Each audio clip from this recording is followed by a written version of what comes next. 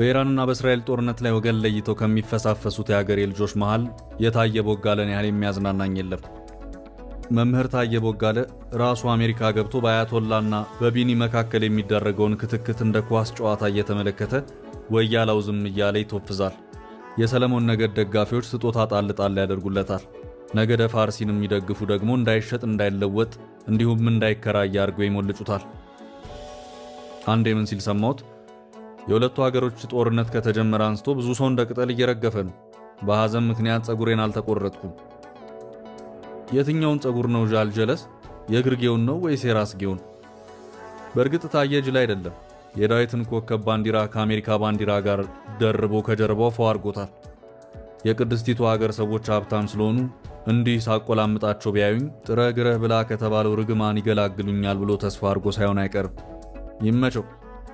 አንድ መሰሪ እንዳለው አጉል ከምትለፋ በዚህች የጠባለም ጠብል ልታስወግድ ቂሎች ሲፋለሙ በደማቸው አትርፍ በአጥንታቸው ነግድ።